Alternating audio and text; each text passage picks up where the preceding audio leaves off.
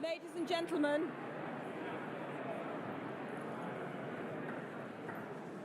gentlemen, can I cordially invite you to take your seats, please? We are about to start.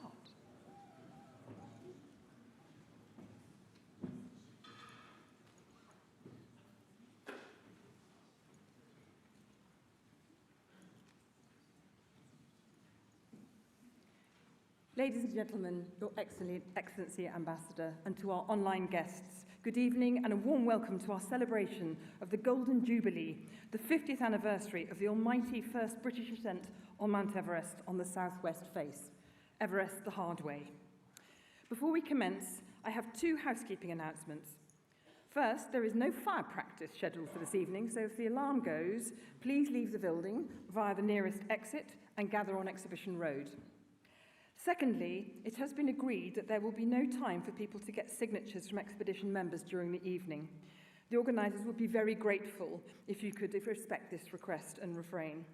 There will be a brochure signed by the expedition members which you can require by getting in touch with the CAN office via the email printed in the brochure. Tonight we're going to be treated to those members of the expedition who are able to join us, and by others via video link, in film clips, or in the memories of those who will be on stage. Suffice it to say, it will be an evening on which to sit back, listen and be in awe of what these men achieved, whether you are here in the hall or watching from home. 1975, the hinge of the decade. This was a pivotal year for Britain, which hinted at an era of profound change that collectively laid the groundwork for shifts in the UK's social, economic and political landscape that would develop its future. We had joined the European Economic Community 2 years earlier, and public support showed collective desire for greater integration with Europe. Inflation peaked at over 26%, and as prices rose, unrest occurred all over the country. A pint of milk cost 7p, a loaf of bread 16p, and a pint of bitter 28p, up twofold on 1971. The music scene was enjoying a post-Beatles bonanza. Ronnie Wood made his debut with the Rolling Stones for their concert in New York, while Led Zeppelin sold out 3 concerts in Madison Square Garden in a record 4 hours. Back home, Elton John won Outstanding Rock Star of the Year, and the great British public chose their favourite single of 1975, Bye Bye Baby by the Bay City Rollers. The favourite TV shows were The Good Life and Fawlty Towers. Monty Python and the Holy Grail appeared on film, as did Tommy, the music opera by The Who. At St Martin's School of Art, the Sex Pistols gave their first concert, and fashion aped punk with jeans, wide jeans, platform shoes, and loud patterned dresses. On the silver screen, Jaws was terrifying audiences all over the world, while in Britain, Margaret Thatcher became leader of the Conservative Party, the first woman to lead any political party in the UK. In Seattle, Paul Allen and Bill Gates launched a company called Microsoft. And in London, the government decided to abandon the construction of the Channel Tunnel as being too costly. It was a time of upheaval and great change, and it was against this backdrop that Chris Bonington laid the plans for the most ambitious climbing expedition of his career. Doug Scott and Dougal Haston became the first British climbers to stand on the summit of the world's highest peak. Doug and Dougal, as you know, are no longer with us. Dougal perished in an avalanche in 1977, and Doug died in the autumn of 2020. But he is very much with us in spirit this evening as the founder of Community Action Nepal. Before we start, I have one major thank you that I would like you to join me in acknowledging. John Porter is the backbone of tonight's format and content. He has worked tirelessly to pull together film clips and interviews to be interspersed with conversations on stage. Thank you, John, from the bottom of my heart.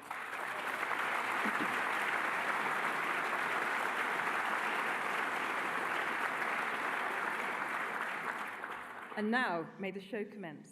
Ladies and gentlemen, please welcome Britain's most illustrious mountaineer and leader of the 1975 expedition, Sir Chris Bonington.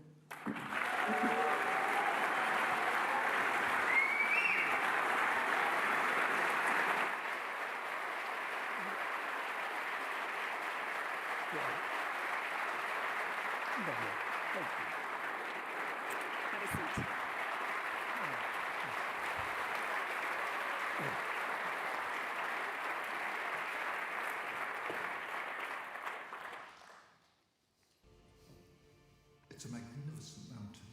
Whatever direction you look at it, it is a superb, beautiful mountain. It is special. It's where the air is thinnest and winds tend to blow hardest and temperatures plummet lowest.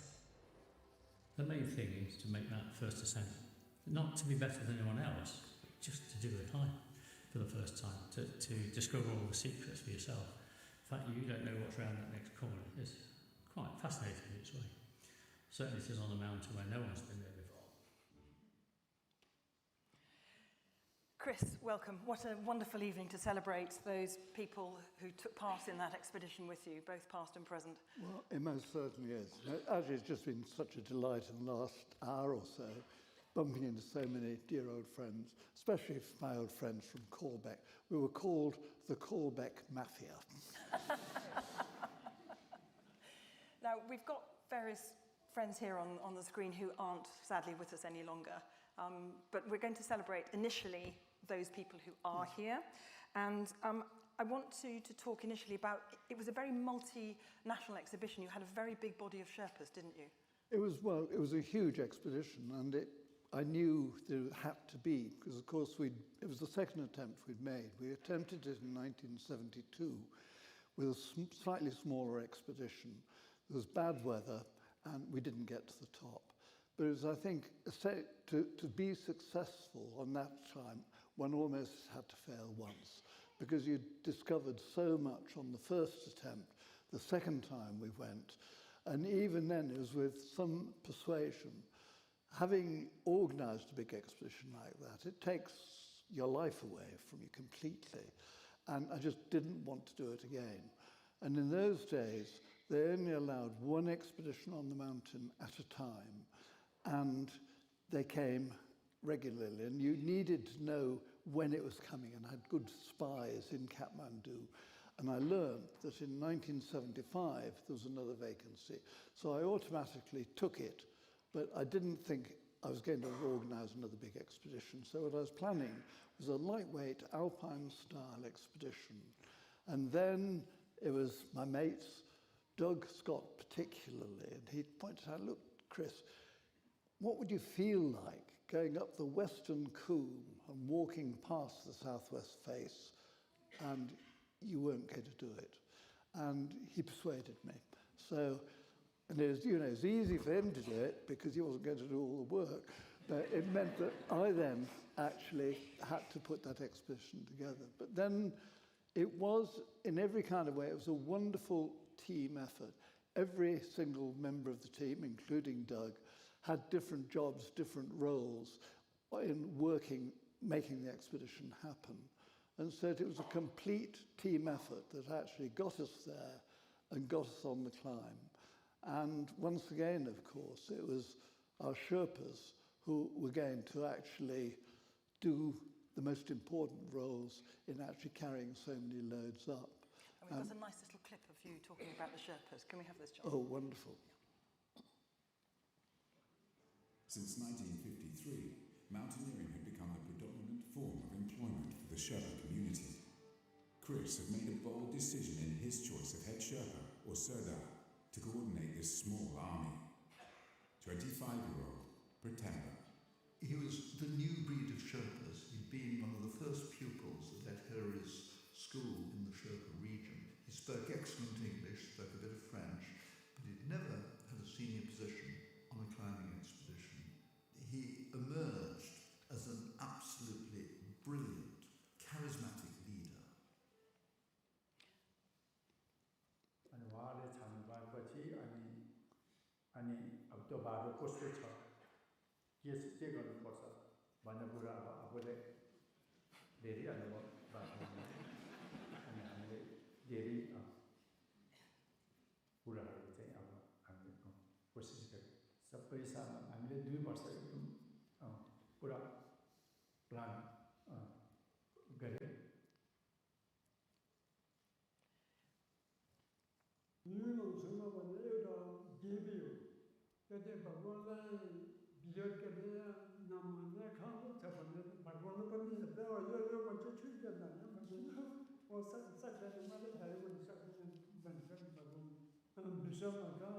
우리나라 아시바 din잖아. 아미도 게이가 됐나?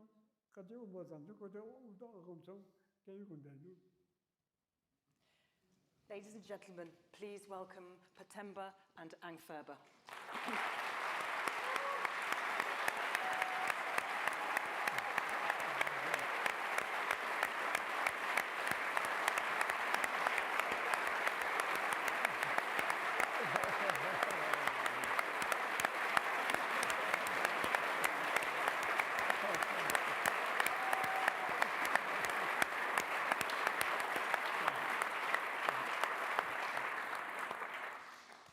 So, Patemba, I was really interested to ask you a little bit about the school that you went to, Ed Hillary's school. Can you tell us a little bit about that? This was in 19... Yes, the school, Sam Hillary started first school in Kumjung. This was in 1961. And so I joined there. And before the building, and I still remember, and sitting in behind the row, and we are around 45 students. So I learned my English first there. Fantastic. And when you were on the expedition in 1975, how many Sherpas did you have? Totally, almost we have around nearly 100 people. Nepalese staff, including base camp staff. We have 25, we call the Icefall Sherpa, and there was one Sardar, Putkeeper, and we have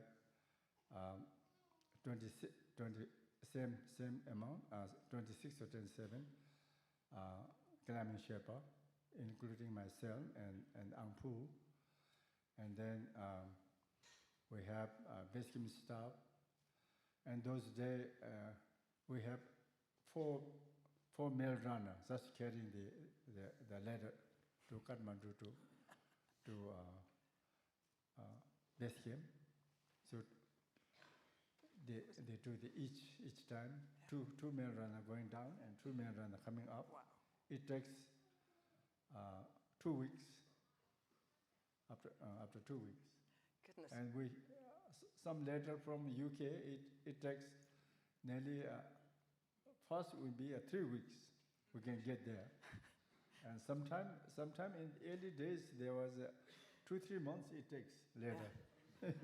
I still remember there's one time I get a letter, this was in 83. I was trying the West Reach with the American expedition team. And I get a letter from Sir Chris, says, yeah, I'm coming back in 85. And Chris, how soon did you realise how capable... That's nearly the letter is more than a month. How soon did you realise that Patemba and Angferba were going to be great climbers with you? I think it was on one of our earlier expeditions. I just saw how good Patemba was at this. And of course, so in 75, when we were always together, and I found the best way from running the expedition was about 2 to 3 camps behind the lead climbers. And so that Patemba and I'd be in a tent together, and every evening we had the evening radio call, and I'd do the first one dealing with all the British climbers bit, and then I'd hand over to Patemba, and he had the most important job, in actual fact, in coordinating all the Sherpas on what they were going to do. And he did an absolutely brilliant job. And I mean, he showed himself to be a brilliant leader. And we owed a huge amount to Patemba in our success on the expedition. Patemba, Angferba, thank you so much.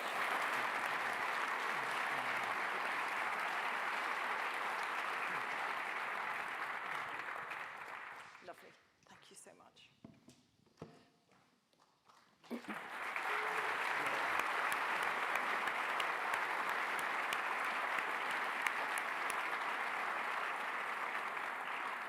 So you spoke about the enormous amount of organisation that had to go into this expedition.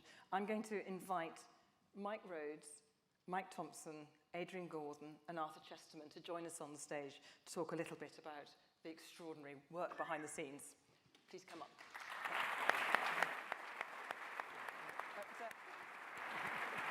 Chris, you stay here. I'm going to move over there. Stay there. You stay there. Yeah.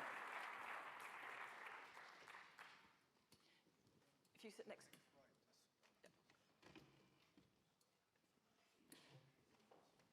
Mike, can you come round here? Yeah, sure. Mike, you come sit next to Chris. Can you slip in there? Great. Right, I'm going to introduce you to these extraordinary men who've all sent me biographies. Adrian Gordon spent 6 years with the 7th Gurkha Rifles, serving in Hong Kong, Malaysia and Nepal, where he fell in love with the people in the mountains. After the British Army, he worked on projects to help resettle Gurkha veterans and supported the 1975 expedition by managing Camp 2 logistics. So we're going to talk a bit about that in a moment, if we may. Mike Thompson and Chris go back a very long way. They attended Sandhurst Military Academy together and were in the same company and I think the same rugby team. Mike began climbing in second-hand nailed boots on the Nape's Needle in 1950. And by the time he was invited to join Chris's expedition in 1975, he assures me he had rather more successful footwear.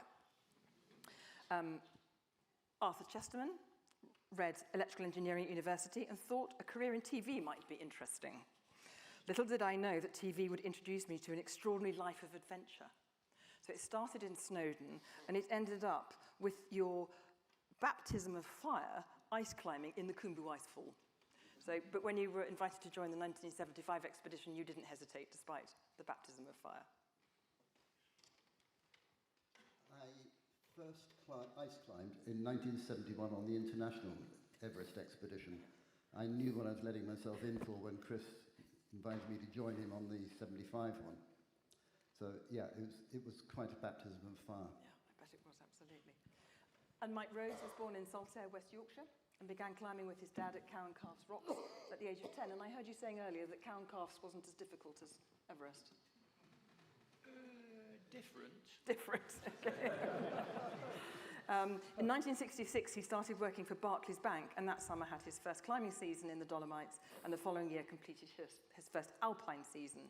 And 8 years later was invited to join the 1975 expedition led by Chris. Now we're going to talk about Barclays Bank in a moment, or rather Chris's, because it was a very important part of this whole expedition. So can we have the little film? It was Barclays Bank International that stepped forward to offer their support to the tune of £100,000, the equivalent of more than £1 million in today's money. Far from being praised, the public's reaction was less than enthusiastic, with the press reporting the expedition would only have a slim chance of success. They stood absolutely solid behind us. There was never a moment of doubt from them. That was incredible. It was one of the big moments of my life because I so desperately wanted to get onto that mountain to actually put into practice everything I'd learned. It really was, in a way, the linchpin that enabled me then to put in place the strongest possible expedition I could. Do you remember anything about the negativity? Oh, yeah, absolutely. I think it was a problem for the bank then, and probably still a problem for the bank now, even after all these years. And they tried to explain that the money was coming from their advertising budget and would have been spent anyway. But anybody who remembers 74, 75 will remember 3-day weeks, austerity, and politically it didn't go down very well. Right. But how were you invited to get on the expedition? Well, yeah, that's another point. When I saw the publicity in October, I thought, wow, that sounds great. I wonder if there's going to be any involvement from anybody from the bank. And then I heard that the bank were planning to send someone from their marketing and advertising department.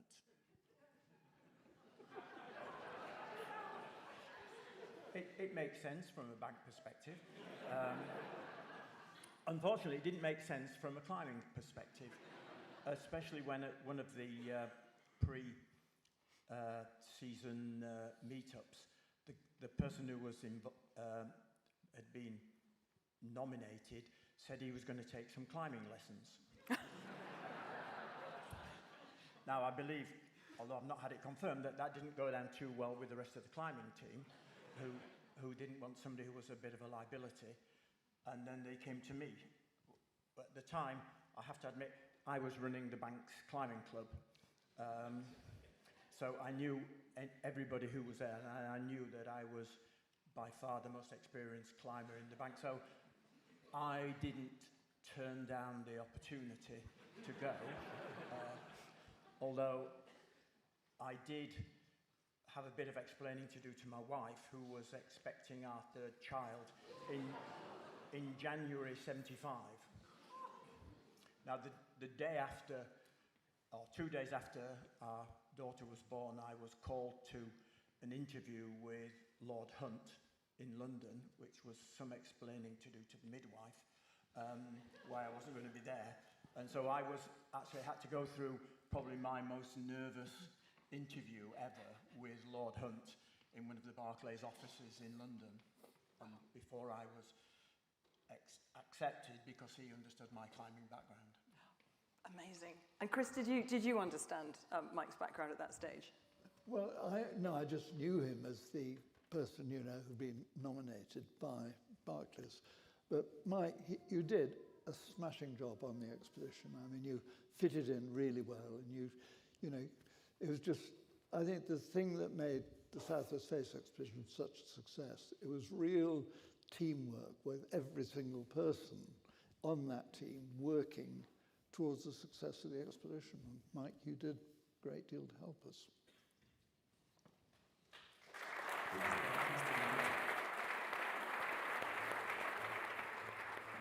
A letter came, got this unmistakable Bonington scrawl, so I opened it and it said, how about coming on the coldest holiday of your life? P.S. Will you do the food? So, Mike, you accepted, and then here comes the food. Can we have the picture of the food, John? That's it, those stores. Love of it. Well, the food story is a long one, but let me just say that first thing is to consult everybody who's on the expedition of what they like and what they don't like. And there were some interesting comments. Nick Escort didn't like peanut butter. On top of that, he didn't like the idea of anybody else eating peanut butter. And Mick Burke, he was less problematic. He said, no problem really. Food on Everest. They said, for breakfast, sausage, egg, bacon, beans, tomatoes, mushrooms, fried bread. And that really is, in a nutshell, is the problem of how do you provide something approximating to that. But it's an enormous calculation, isn't it? And were you just responsible for the climbing and organisational part? You weren't working for the Sherpas, did their own catering? Well, not complicated, because there are a lot of local food flowing up to base camp, but most of the food on the mountain was in these boxes, all of which found their way up the mountain in various stages, and of course as they say, the most important thing about food on an expedition is that there be some. And that was the headache, really, getting it up the mountain before it got eaten. I love that. And Adrian, you were in charge of Camp 2. Did you get all the food you needed? I had an interesting role because I had probably the least climbing experience of any of the team. but I was working in Nepal and I spoke the language. So I saw my role more in terms of liaising, because we had Patemba, Angfu, and just this amazing group of Sherpas who were ferrying up and down the mountain. And I did what I could to chivvy them on, except for one night or one morning when the walkie-talkie went off and Chris was yelling, for Chris was at base camp and I was at Camp 1. Where the hell are they? Where's who? And I suddenly realized that we, myself and all the Sherpas, had slept through the alarm clock, and I had to chivvy them up, wake them up, and get them working to carry the loads to Camp 2. But it was a wonderful experience of working with the Sherpas, who I have enormous respect for. And did you, when you were at Camp 2 and you were organising everything, I mean, how did all the sleeping arrangements work? Because presumably people were coming and going and it was never a stable place, was it? No, but I mean, you took what was available. And if I wasn't there, somebody would take my tent and vice versa. It worked out pretty easily. Do you want to grab the thing, Arthur? Did you spend time at Camp 2? I spent, I suppose, most of my time at Camp 2. Once the route had been established up through the icefall, Mick Burke and I helped consolidate that. When I wasn't required for filming, then Mick and I would work for the expedition. And then we ended up at Camp 2, and I didn't leave Camp 2 until the end of the expedition. I went up to Camp 4 at one point, hoping to do some filming with Mick, who was up at Camp 5. But he never came back down, because he was too ambitious. And I eventually came back down to Camp 2. Yeah. So that was my home for a month or so, was it? We were on the mountain. It's a very long time. And yeah, quite a nice place to be, really. And did you get... Until the avalanche. Until the avalanche, which we're going to come back to in a moment. So the stores and the equipment. Can we have a little bit of film? Yeah, I think people had a choice. You either went one way, you went with the fleece and the windsuit. Yes, which I preferred. Yeah, because the windsuit was made with the same dimensions as the down suit, because they were all made to measure. And this was like a double-skinned suit with an ordinary nylon outer, very, very lightweight, not waterproof because you didn't need it, and a ventile inner, which is a very fine woven cotton, which actually, when it gets wet, the fibres swell and it does become waterproof, but yes. It's also breathable. They're timeless, aren't they, Mike? They are timeless. Absolutely. That would still stand up on a modern expedition. Yes, it would. Now, there is a rumour that the person who made these suits is actually in the audience. Is that correct? Would you identify yourself if you're here? I can't see. The windsuits or the downsuits? Well, whichever. You know, Tut. I do know. The windsuits were made by a chap in Yorkshire, Gordon Conyers, who had a company called G&H. And through Dave Clark, who did a terrific job on the equipment, he was one of our suppliers, and he got Gordon to design and cut and make these wonderful suits, which were quite difficult because the legs were articulated and the elbows to minimize friction. And they were made with an internal ventile and then an outer sort of nylon. So they were quite revolutionary and quite different and very well made.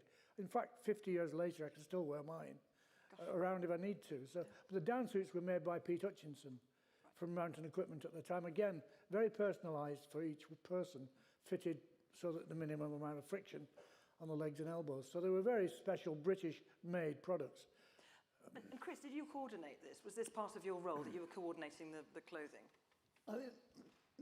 Not in a very general sense. I think the brilliant thing about the expedition is that each individual had different jobs and different roles, and I was able to just leave them to it, and it just worked that way. So a lot of the time I didn't know what was going on.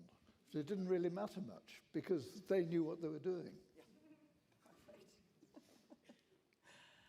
Have you got anything else you want to add about the clothing? Because there you are discussing it.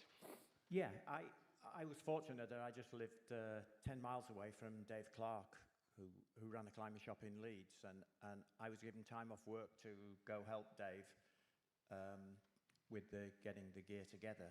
One thing that always makes me smile that people don't realise is that both the windsuit and the downsuit had a zip that goes from the front to the back,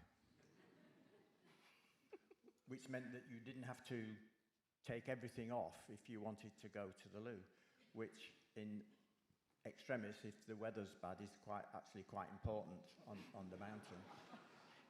I thought that my job helping Dave was going to be fairly simple. One example was he bought a lot of orange pile fabric material, and one Monday he asked me if I'd drive it down in his van down to Sheffield to a company called Javelin, and so doing as I was told, I drove everything down and into the office, and they said, right, what do you want? And I looked at them and thought, I'm just a delivery driver here. But no, they wanted my input into the design of it all. And I thought, well, that was really good that I actually had a bit of positive input. I can't look at this green jacket that I had, because once when my wife washed it and put it on the line when I lived in the Pyrenees, some person came in and stole it, so I don't have it anymore. Well, we'll let you dwell on that sad moment in your life.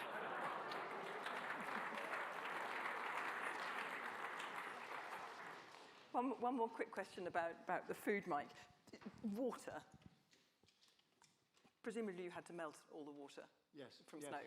Yes, and that's a slow process. It's a lot of time in the high camps spent with the stove going, melting snow.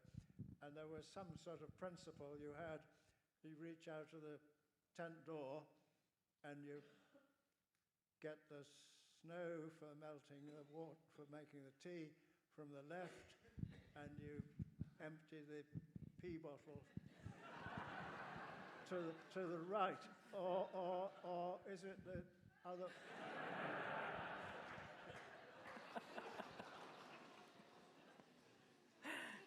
Oh, lovely.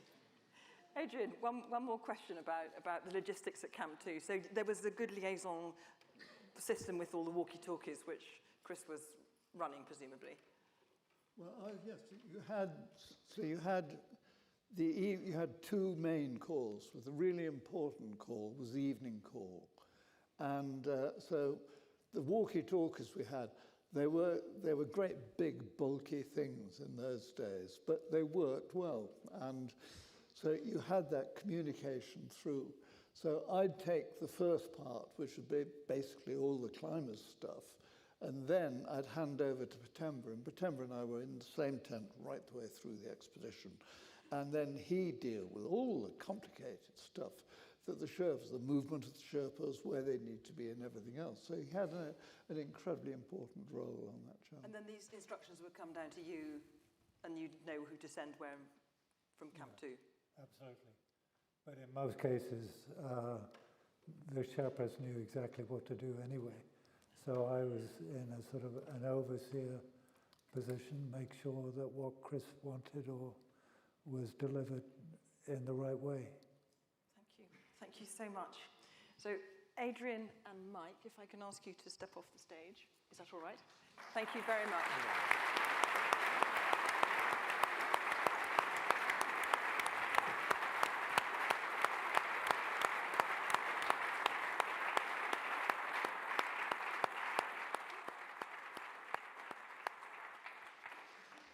Over 1,000 individual boxes of food, clothing and equipment were carefully packed into two 16-ton lorries. Transport organisers Bob Stootley and Ronnie Richards, together with 3 professional drivers, left the UK on the 8th of April to begin their own epic journey. They drove day and night with only 3 scheduled stops, covering 7,000 miles in just 24 days. Arriving in Kathmandu on the 3rd of May. Remember, this was a time of peace. You could drive through Europe, through the Middle East, through Iran, Afghanistan, and Pakistan. It was a highway that many of us had done before.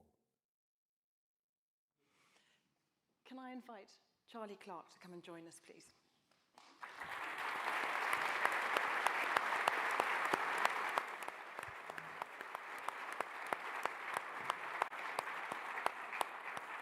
So, Dr. Charles Clark, one of the two expedition doctors. Just before we interview you, can I just quickly run a little video with Jim Duff, who was the other doctor? Hi, Jim. Well, hello and greetings from Tasmania. Sorry not to be with you. Special greetings to those survivors of the expedition, which was a huge part of my life. It was my first expedition, and I was signed up as base camp doctor on the recommendation of Doug and Mick Burke. I think Pete Bodman summed it up very nicely as the last great imperial expedition, and certainly it was quite an experience to be my first expedition. Lovely. So Charlie, an expedition doctor, what does he do? Well, this was my 7th trip. I'd been to the Himalayas on many occasions before, but this was the first big expedition. And the first thing I learned was that this was not a democracy. And it couldn't be a democracy because you had to have a boss, and Chris and Patemba were the bosses, and they ran that very, very well. And I think everyone on the expedition agrees with that, even though there were hiccups from time to time when the Democrats thought that everyone ought to have a say. But what about being the doctor? Well, I learned a great deal from my predecessor, Barney Rosedale, who's in the audience, who is a general practitioner where I was a neurologist. And he said, look, you've got to work out whether people just don't want to go climbing with some minor illness or whether there's something wrong with them. And I found that very difficult. Now, we've got a lovely, very short clip of you, if we may just play that, John. In a nutshell, high-altitude medicine is about getting altitude sickness, which is having a headache and feeling lousy for the first week or so at altitude above 3,500 or 4,000 meters, so even on the approach march. Once you're acclimatized, you can go to about 6,000 meters. You go more slowly, but you feel perfectly all right.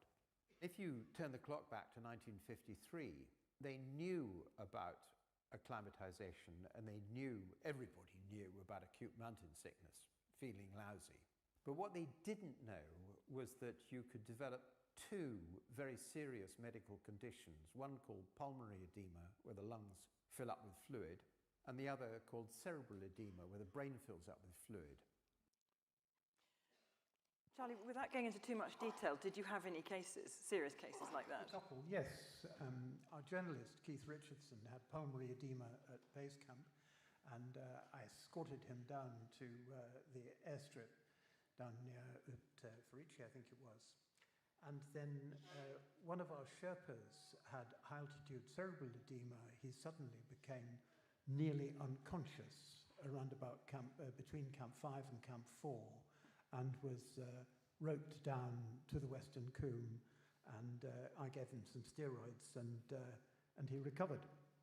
But you said it was very difficult to diagnose, but of course you had no equipment. You didn't have an X-ray machine or a CT scanner or anything. No, you have nothing except the general equipment that a doctor has, an ophthalmoscope to look into the eyes to see if the retina is all swollen, and a stethoscope. I mean, the things that doctors used to use. And ouch! But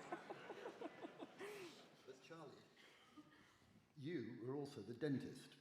Now, look at Charlie. Imagine him pulling one of your teeth out. But I remember Charlie saying to me, if you have dental problems, I'm going to take your teeth out. I don't think anybody ever complained. He was always a bit like that. Charlie, was it a great experience being on the expedition? It was a fabulous experience. You know, I learnt a great deal, and I think I learnt that I really didn't want to go to the top of Everest myself. I'd had enough on lesser mountains, but I loved it. You didn't manage to bring it along tonight, but you did have a drill with you, didn't you? Yes, I mean, we had a full medical kit, operating kit to open an abdomen, to drill a hole through the side of that skull you can see up there in case there was a blood clot underneath. We were very well equipped, and I trained in all those things. Yeah, fantastic. Thank you so much. Thank you very, very much indeed.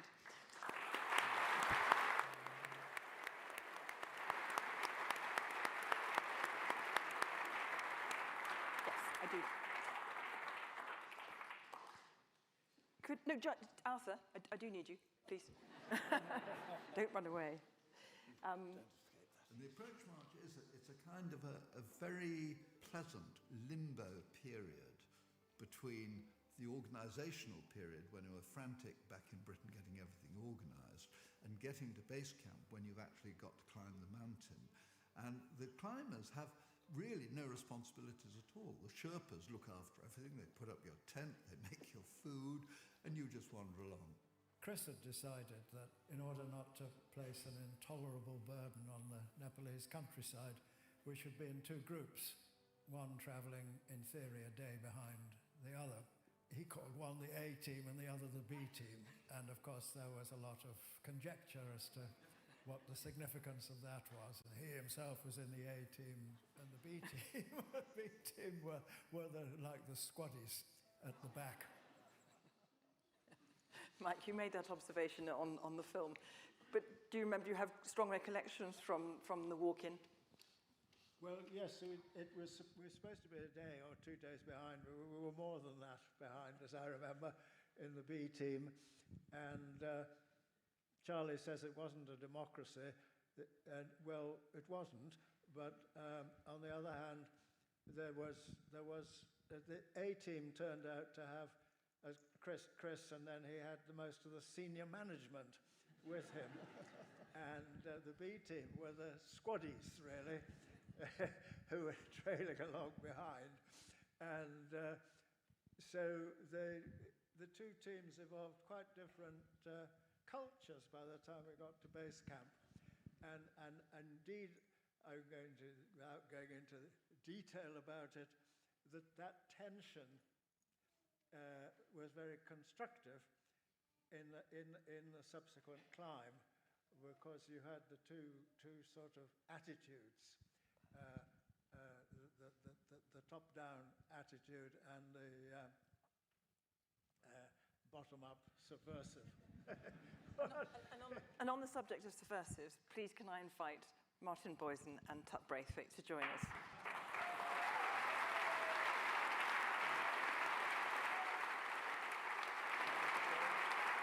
If you want to, do you want to stay?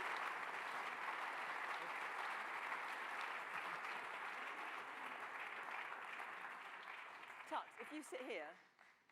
Martin? Martin? Oh, sorry. No, Martin, it's all right, I've got a microphone. Okay. You sit there, apparently. You know, it's a real shame we're called upon the stage, because I was just beginning to enjoy the story.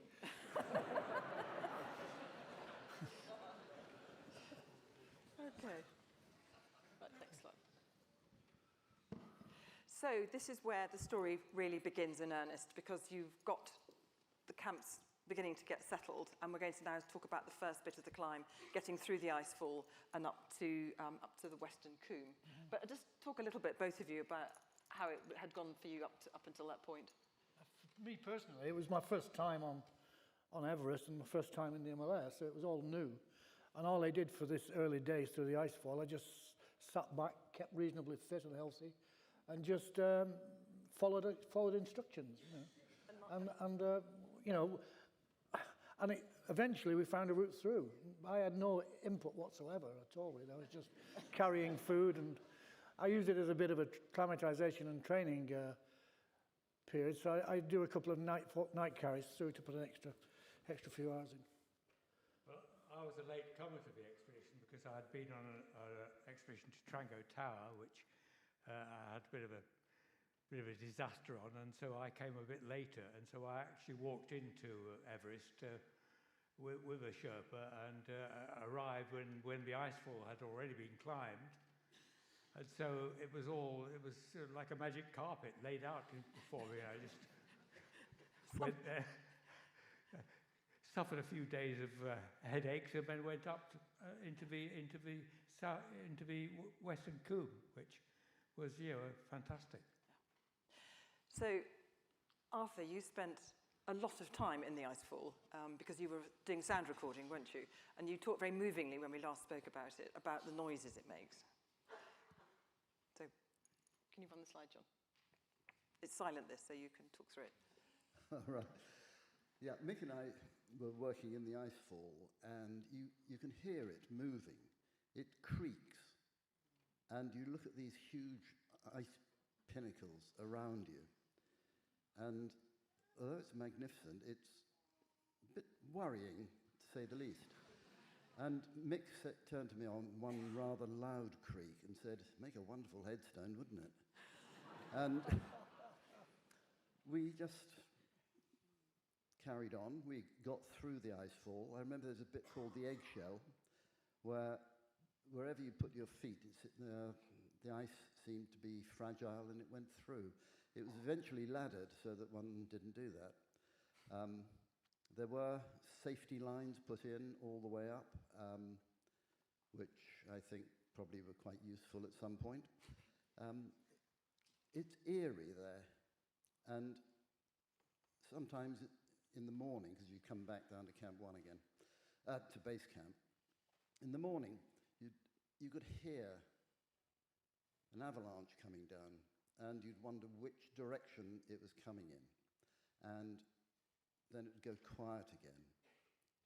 And the silence and the creaking of the ice is something that you'll never experience, I don't think, anywhere else. Yeah. Not like that, anyway. Marvellous, thank you so much. John? Camp 2 became the focus of everything on the expedition at the foot of the face. The Sherpa team with big primus stoves cooking food all day long. They made the most awful porridge out of muesli. Someone had told them the idea about what porridge should be, and they thought that, well, muesli was the way to go, but it really wasn't. The face was above, the climb was above us. I was looking at it and we're going to climb that. And it wasn't a statement of lunacy, it was a statement of fact. I really couldn't see why there should be any problem climbing that face. Chris, do you remember that optimism that Tut had, that it was going to be climbed? Did you feel that? I think one of the things that's impressed me most, just in the last half hour listening to people, was how each person was living in a different little world, and one had very little to do it. And I think I was there thinking of big logistics planning and things like that, and not having the faintest idea what any of these other fellows were doing. And it didn't matter. But the great thing, the beauty of that expedition was that everyone knew what they were doing in their own separate little kind of worlds on it, but they all had the same aim, and that's what made it so special. But I find it absolutely fascinating listening to you guys. There was a lot of positive energy flowing through the expedition at all times, from the very start, the planning, and of course leadership down. Chris did a terrific job keeping it all together and keeping us, the climbers, all together, moving forward with one goal. So you felt that you were obliged to do more than 100%, an extra 10% or so, just keeping the thing moving. And it ran strongly through the expedition. And I still, 50 years later, I sit back and smile about things that we did on that trip. And it's all very positive, with lots of positive people from all different aspects of contributing to the trip. Martin, when you got to the Western Combe and you were sort of getting ready to go and climb on the face, how many of you were there together in the climbing team? Well, I think we were all up there by that time, and it was once we got into the Western Combe, we were ready to start climbing the face, and basically it was a process of each team going up, fixing ropes, and getting ready to make a camp. And then after a few days, you would come down and another team would come back. So it was a very smooth running team, which once again, required immense organisational skills, which Chris possesses. Indeed, indeed. Who were you climbing with at that stage? Well, at this stage, Chris put the team together, and I was teamed up with Nick Escort, who I knew and climbed with before. And he was a really good, really top climber, Nick. And we never really discussed, after the climb on the Southwest Face and the rock band, we never really discussed our climb together, really. It was just taken for granted. It's a fantastic day, which I'll tell you about later. But sadly, shortly after this expedition, Nick was sadly killed whilst we were attempting a new route on K2. And so, 3 years later, I've spent the past 47 years talking about this expedition without Nick's input. So I've tried to keep it absolutely straight as it was, the experience we both shared. And just to be fair to Nick, because he had a lot of input verbally in life and is greatly missed. So I was climbing with Nick Escort, and it was a great partnership that Chris team was both up together. We're going to be talking about that really well. Thank you.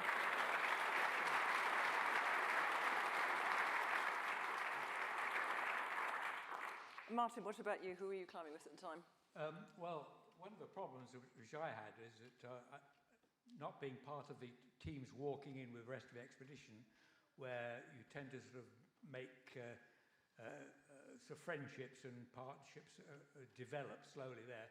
I arrived really without any particular partner, but I started climbing with Pete Boardman, who I knew very little of, but I'd climbed with him once in Britain, that's about it. But I soon enjoyed climbing with him, and he was a very, very fit and young and determined climber. I thought he's going to go far. So it was a good partnership as far as that went. And then later on, I climbed I met up with Mick Burke, who was one of my oldest friends, and so it was basically started off with Pete Boardman, and it was going to from Camp 6 onwards, when we made our second summit attempt. That was who I was basically with. But at that stage, it's very much every man for himself, I'm afraid. Yeah. And we're going to come to that after the break. Chris, were you climbing at this stage? Were you? I was going in different bits of the expedition. As I said, I tended to keep about a couple of camps behind, but as you know, carrying loads, and I was doing as much as I possibly could. Load carrying, and of course, holding the whole expedition together, which is on the radio, where you were doing it on the radio calls, with basically working out what needs to be done. It is astonishing, isn't it, just how much organisation goes into every single moment on the mountain. It's extraordinary. Mike, were you climbing? Can we borrow the microphone? Thank you. Were you climbing as well? Yeah, well, I was up and down. As Chris has described, it's ferrying loads up the face from Camp 2 to Camp 4, we missed out Camp 3, and then to Camp 5, and so it goes. And the real momentum in many ways comes from keeping the stuff going up the mountain, the equipment, the tents, the food, the climbing ropes, the oxygen cylinders, and so on. And so it's a kind of blur of I suppose of two weeks or so of just this ferrying stuff up the face. And by the end of that process, Chris had moved from where he was supposed to be 2 camps behind to the very sharpest end. Well, we're going to have a wee break now on that note. I wonder if you could be very kind and be back in here at 5 to 9, and we will start at 9 o'clock on the dot. But thank you so much, everybody who's taken part so far.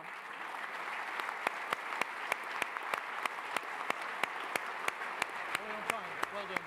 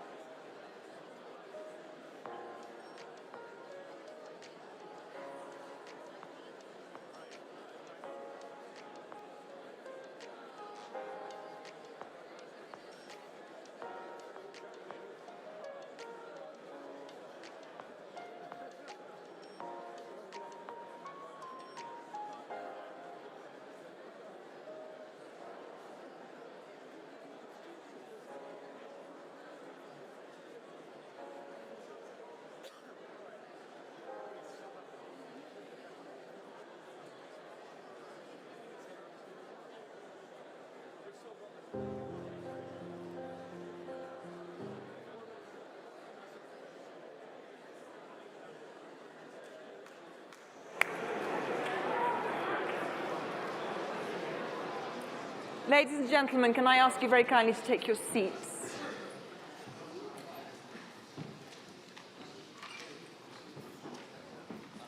Hope you all had a good break.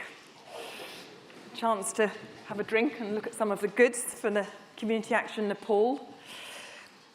Now we come to the business end of the 1975 Southwest Face expedition. The stores are in place, the ropes, clothing and crampons have been delivered to the correct stashes, and Chris and the climbing team are ready to push onto the mountain itself. Joining Chris on the stage are Patemba, who was with him all the time, Martin Boysen, Tut Braithwaite, and Mike Thompson, who's about to come and join us as well. Ooh. Oh, wonderful.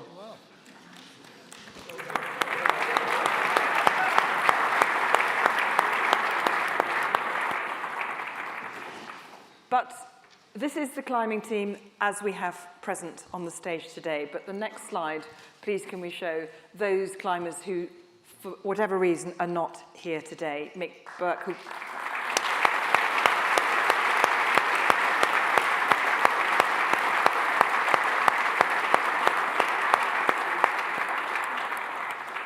All of these great men we are going to mention in context this evening, but it's just wonderful to see photographs of them and to see family members of those people, of these people here. So thank you so much for coming.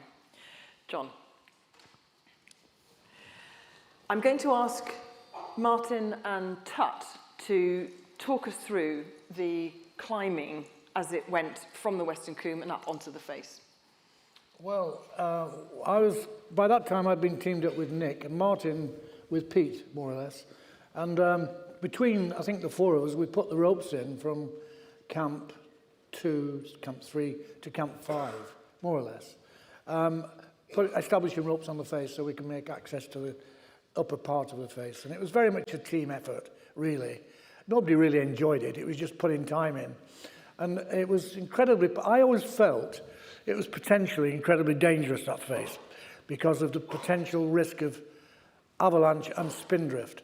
Now, there are two options. We had it in the post-monsoon period when it was heavy snow consolidating and minimising rockfall, which was a better option than having a lot of rockfall coming down the rock band and down the gullies above it. So we were mindful of the potential dangers, but we just had a job to do, and I think we all got stuck into it and did our best and contributed to making the climb on the summit more accessible. Martin, what's going on here? Oh, you've got a microphone there. Well, I had only a minor part in actually putting the ropes out, and that was lower down.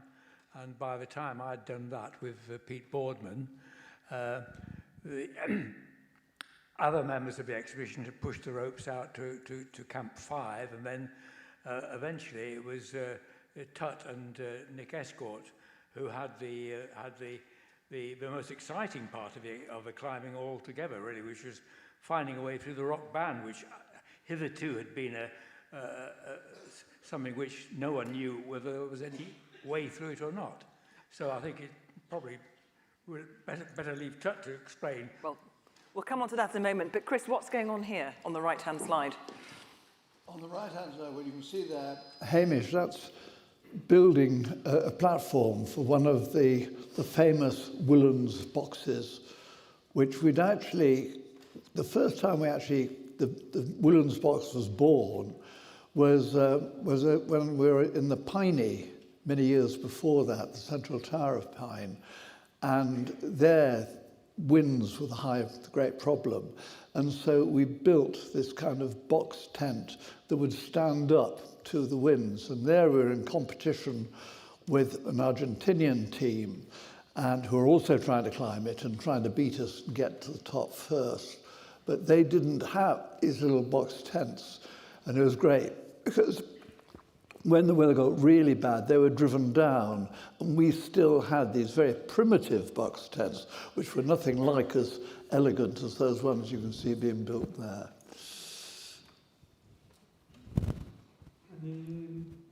I listened to Boston. There is just about a say someone there. Sorry, Bujumani, Manjayas, Kundana, Bana, Boston. That's the view of Boston, Bana, Boston was suited. But the day bit of Mazalani, Mati Bada, Pani, Keke, Banito, Matatana, Pani, but some. You but I need to Pani, Baramas. Someone put a portrait of time, but a pan, bitter cooking, and I had to tell Mazalaya. And you do it out, so do it out, and by once again, so that's a good on the book. One more, who hear by the mother, and the pony, Solaya. Wonderful.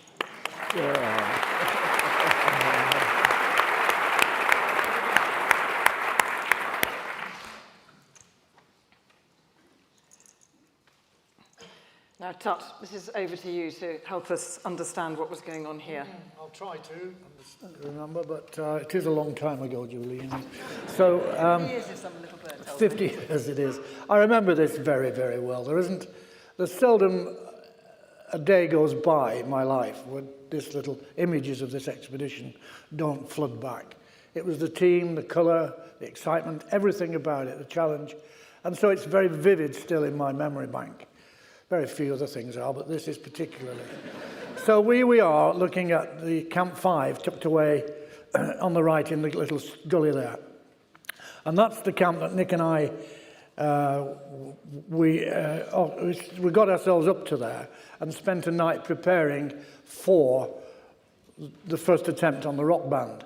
Now, those tents were perched in this gully, and we didn't really ask too many questions about what was holding them in there at all. There's a certain amount of knowledge you don't really want to know on these things. And so I spent the night with Nick in one of those tents, preparing for the next day, which would be really one of the biggest days of our lives. But we didn't feel that at the time. Really and truly, we were just prepared to see what it was like. We were totally unfazed by the location at 28,000 feet or 27,000 feet. We were totally unfazed by that. And all we wanted to do was experience the climbing. We really were up for it. And, the team were behind us. And so I don't remember any doubt in his vibes at all. It was always positive. But he was that sort of person. He really was. And at one point, the usual start in the morning would be about 6 o'clock. Somebody had to start making the brew or something. And then you'd slowly get things moving, reluctantly. And it was a slow, tiring, exhausting job not to knock all the tea over and get the crampons on and get yourself sorted out. Because Don Willans, in one of the trips I was on, Don told me, don't leave the tent until everything's tidied up and done. Crampons on, boots on, all the zips up. And so with that in mind, we sort of stumbled our way through the equipment, really. Groaned a little. Nick was a bit of a grumpy devil at times. No more so though than first thing in the morning getting kit ready. And so eventually we got ourselves outside the tent and started to make our way up towards the steeper part of the rock band. And I do look back on these days of stumbling around and being forgetful, and and I really could have made more of them really as a training run for getting older. It was a great experience. But it was all very exciting, and we were really on it. I had spent a month in the Alps before, climbing some of the bigger, difficult faces in the Alps, and then I flew out to Everest with the team. So I was as fit and as confident as I could have been. And Nick was similar. So between the two of us, we got stuck into the rock band. And we have a fantastic bit of film. Have you really? Yes, we do. Okay. It was a precariously placed camp, really, but safe. As safe as it could be. It was out of the main gully, tucked away in a little ravine. I'm not sure what exactly the tents were attached to the face with. Snow was very powdery and the rock was very compact, but the sort of questions you don't really want to know the answers. And that started then from Camp 5, the whole ball game was changed. The whole trip, the whole dimensions of the trip were about to change. Is this your moment? I don't know. Yes. No. I've got kicking around the crampons, got huge sack on, oxygen bottles, clanging around, a mask on, and I was really, really taken by it. And either I'm performing badly at altitude or this is difficult climbing. So during the course of this, I sucked in hard to get a huge lungful of oxygen, and the system seized it. I'd run out of oxygen. And it was an instant panic. I'd never experienced anything like it. It was bridging up around this chockstone. It was suddenly everything came to light. Why all down the lower section below this, all the ledges were sloping. Any possible andals were sloping. Everything was water-worn and worn down by rockfall, constant rockfall over millions and millions of years, and snow pouring down the gully. And so, it eventually, at that point, the foothold I'm trying to bridge up on was no friction at all on it and no edges. And it was like that a lot of the way of the next 100 feet or so, with incredibly poor protection in blind cracks. The limestone was really compact. Apparently, the top rocks of Everest were an ancient seabed that were tossed upwards when the tectonic plates collided. Apparently there are fossils on the summit rocks. It wasn't high on our priority that day. Geology or fossil hunting. Probably we should have had Mike Sell with us on that particular day too. But so yes, it was an exciting time, totally challenging, and a very full day from both of us. And I led up for about another 80 feet and found a recess out of the main gully and out of the main potential avalanche risk. And I brought Nick up, finally got some decent pittance in, brought Nick up to me, and he got re-geared up and did a tremendously strong lead out of the gully and out of avalanche and risk of avalanche danger across this undercut wall across to our right. And it was a very strong, determined lead. To add to the dilemma is that some time back down there, I'd run out of oxygen, Nick had run out of oxygen, and we were faced with about another 500 feet of climbing to do to complete what we thought was the ascent of the rock band. And we didn't even talk about it. We just take the masks off, put everything away, and just carried on without oxygen for about another 7 hours. And we were absolutely exhausted at the end of it. And I remember being so tired, coming back down again. I almost slid down the ropes on my knees. I couldn't stand up properly. And it was just a wonderful day. I say that.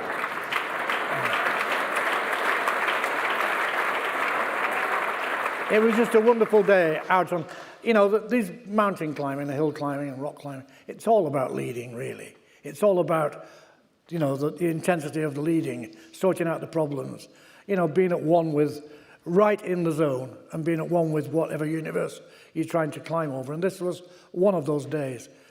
Took every bit of skill and we had, and every sort of bit of experience we'd learned climbing in gullies in Scotland, and the wet weekend after weekend after weekend, month after month, year after year, crag climbing in Britain and Scotland, winter and summer.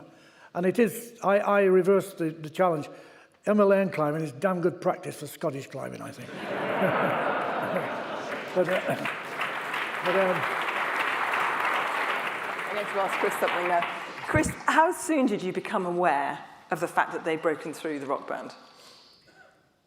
When would I have been? Do you know? You were everywhere, Chris. You were everywhere. At the time, you were behind us, supplying us with ropes at one point, because Chris, in one of his weaker moments, gave me a quick telling off for not uncoiling the ropes properly.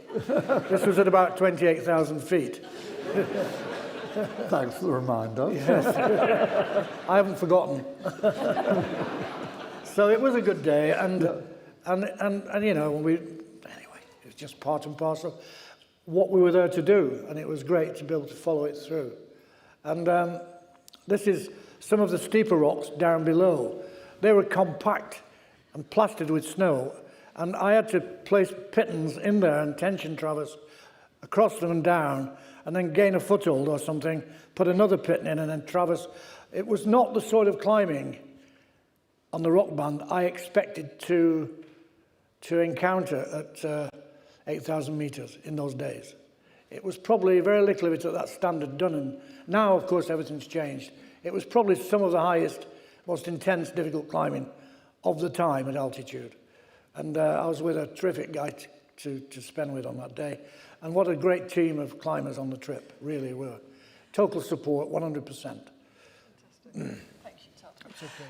So, Chris, you had then to make the decision about who you were going to send for the various summit bids. You had more than one plan from the get-go, didn't you? I spent a lot of time thinking about it, and it was whether to actually, I suppose, I remember it was Ken Wilson who edited Mountain Magazine, and he divided climbers into A-class, B-class, C-class, and D-class climbers. And the A-class were the real geniuses, and B-classes were the very good, but just, you know, almost a runner. And he then looked at me very hard. He said, you know, Chris, I'm sorry, you're only in a B-class climber. And he was absolutely right. I was a good climber, but my strength was actually, I was a good organizer and a good planner. And your A-class climbers, well, both Dougal and Doug were A-class climbers. They're extraordinarily, they were just a cut above everyone. And so my difficult decision then was, with Doug and Dougal, do I keep them together? So the first summit bid is my two strongest climbers. But what if they fail? Because if they do, the second bid is going to be much, much weaker, or do I divide them? And I couldn't, it was very, very difficult to work out. And I finally, I was very close to Dougal, and I asked Dougal, and I said, look, Dougal, you know, if you were going for the summit, who would you want? And he just, no hesitation was out, Doug's a must. And that decided me to pair them together. So that's Doug Scott in 1975. Yeah, that was in his long-haired hippie days.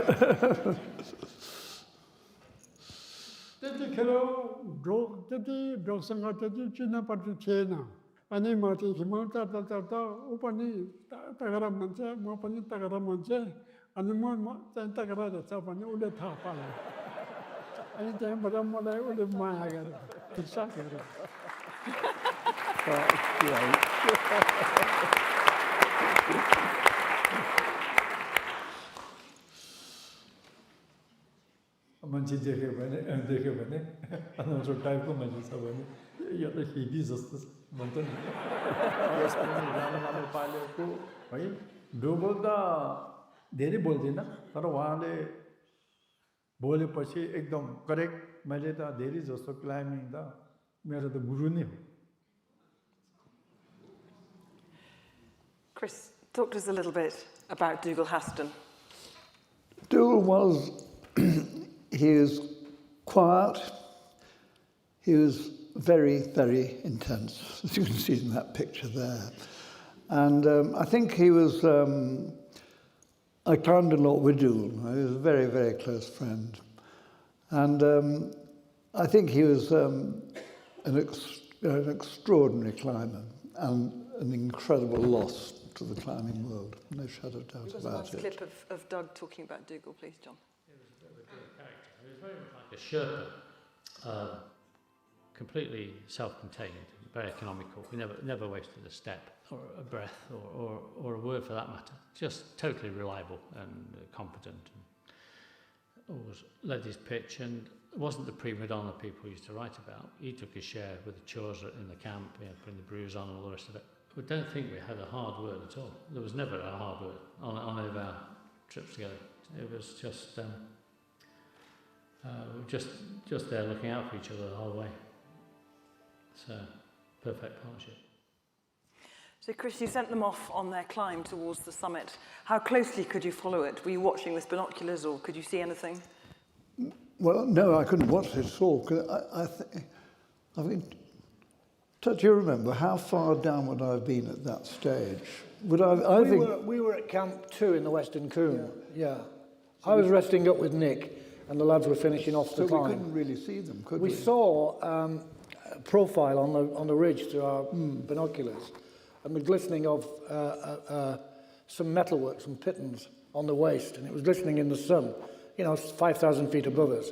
And I think at that point, we came to the conclusion that they were certainly going to get to the summit, but we weren't sure they'd made the summit because, we lost sight of them.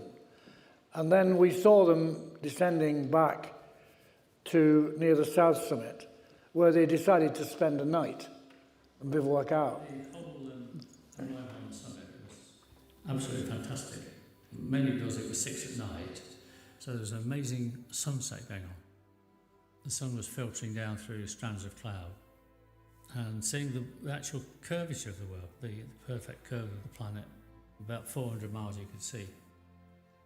So there we were, just the two of us, miles from anyone else, right there in the midst of great nature in the raw, feeling part of something much bigger than ourselves going on here, just wonderful feeling of belonging to the world.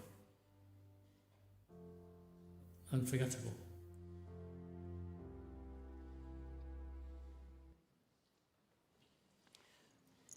And there they were, your two men on top of the summit. And just listening to Doug there and seeing those pictures, still brings a tear to my eye. So they were up there at... Yeah. It's going to get worse. So they were up there at 6 o'clock at night. They were going to be benighted on the mountain. Should we hear what happened next? Sure, lots of you know. The main thing from Everest 75, the southwest face, was the bivvy. Being late on the top, we didn't get down very far. In fact, we only went down 100 metres vertically from the summit and had to bivouac without sleeping bags, no oxygen left. And so we dug a snow cave and spent the night in that, about 9 hours, and survived it. Well, that really did widen the range of what and how I might climb in the future. We're going to have a photograph. Can we have the photograph of the bivvy? Just before you start, I remember Reinhold Messner turning around to Doug and saying, you sleeping out of that bivvy, that made me believe that Everest could be climbed without oxygen. Really? Yeah. But tell us a bit about the bivvy. Well, I obviously wasn't there, but I've been in that situation, getting caught out late on mountains with very little kit, far too often. And it is the most miserable experience you could ever imagine, because you've got a certain amount of time where nothing's going to get better. It just gets progressively worse. And whatever you feel even worse an hour later. And eventually the sun comes up, but it is the most dreadful experience. And I can only imagine what those two... I will say this about Doug. I never really got to know Dougal very well. My experience of being with Doug, that he was a survivor to the extreme. And whenever I went in mountains with him, the mountains, particularly the Himalaya, we arrived there, and I was always in a bit of a rush, to do this and get moving. And Doug seemed to belong. The minute he arrived, he seemed to belong. So I'd imagine he dealt with this bivouac just by being himself, defying the cold and the weather and the temperature, just because he was bloody minded. And I can only imagine that's how they survived the night, really. Remarkable, because we saw Doug. I saw Doug when I was going up the face, back up the face, the day after this bivouac, and he looked as fresh as a daisy. And Dougal looked, no disrespect, Dougal looked absolutely drained, like everybody else would, Yeah. But he looked as fresh as a daisy. Anyway, they came down, they got round from the bivouac, and then there was a phone call. Great to hear you. Did you make it?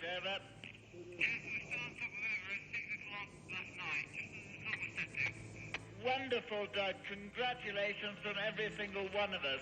As soon as you've got yourself sorted out, you can come back to us. But meanwhile, congratulations from every single one of us. Well done.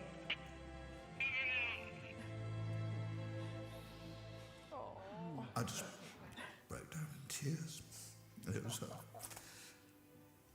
still gets me. It was joy, absolute joy that they'd done it. It was fantastic. And it was an incredible achievement of theirs as well.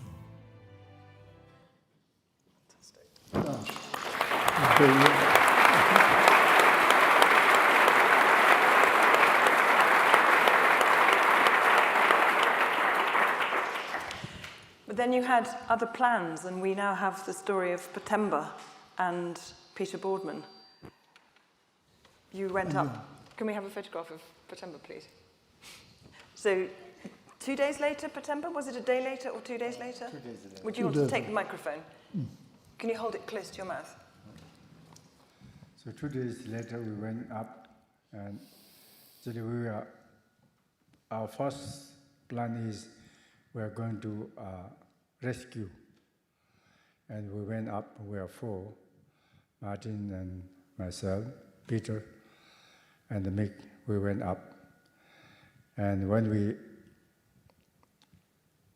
get up to, we start early morning, and then when we reach in Camp 6, and Dougal and Doug already reached before us, and just sun coming out, and then Doug was sitting just outside the tent door, and Dougal is inside and making tea. And so we are so happy, and we talk, we chat.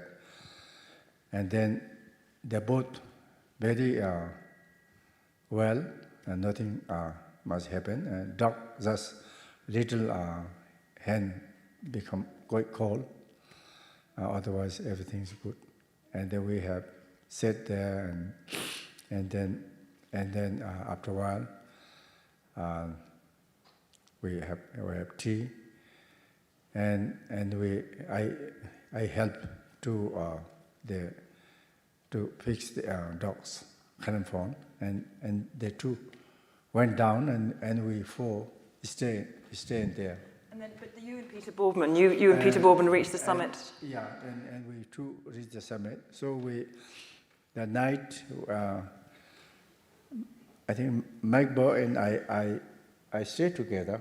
I think Mike and I shared the tent together, and I think Martin and Peter together.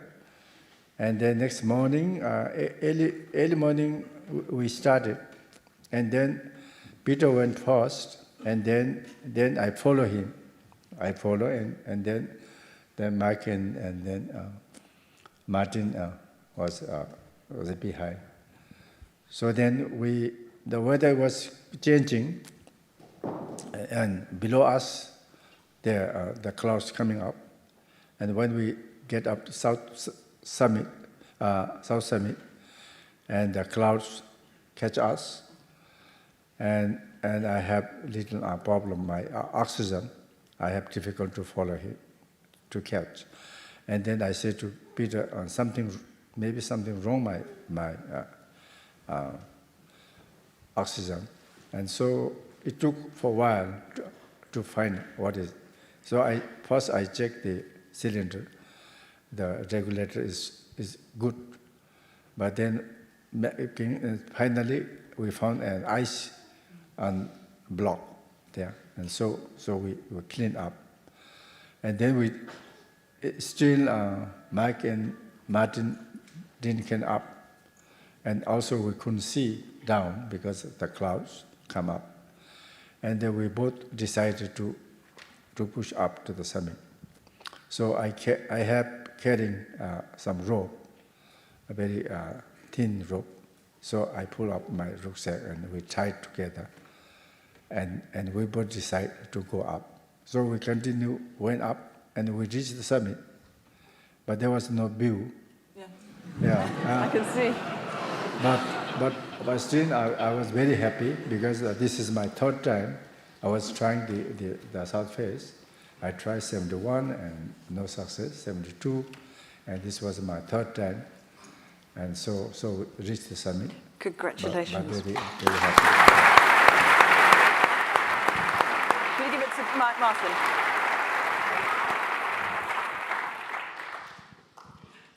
Martin, what happened next? Well, can you hold it right close to your mouth? Well, obviously, my oxygen failed early on as I was setting out, and I had to return back to Camp 6. And I was obviously very bitterly disappointed, because up till then I'd been feeling really fit and strong, and I was really anticipating getting to the summit along with Mick and Patemba and Pete Boardman.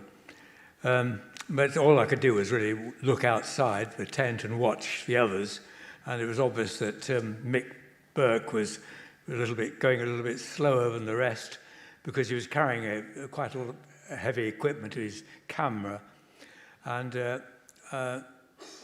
I didn't really know what was going to happen. And ominously, the weather was turning, and it became a very, very, very, very anxious time, because the wind started really, really howling, a blizzard started, no one was coming back, and I wondered if anyone was going to come back. And then later on in the night, Pete Boardman and Patembus came stumbling in, and I said, where is Mick? And they said, well, we don't know, and the terrible story of Mick's disappearance was told, and then it became a matter of survival at Camp 6, because the tents were being buried in snow.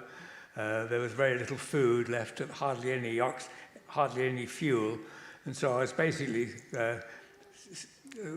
nursemaiding the two exhausted climbers, keeping them, feeding them brews and digging snow off a tent, and desperately hoping that we would be able to escape as soon as possible. Dia pasir up to him pasir pasir animal aviam sambam ni sen. So one zingdo hone da uni sambam ni sen. Ani mibo ani pam sagen. Aza sama pam sagen ni. Ati dikha ko kiya.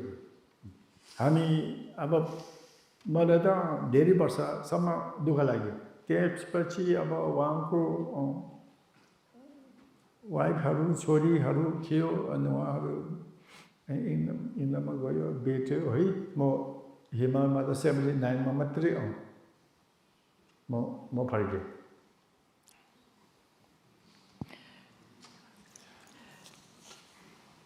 And then, after that terrible loss, there was the storm at Camp 2.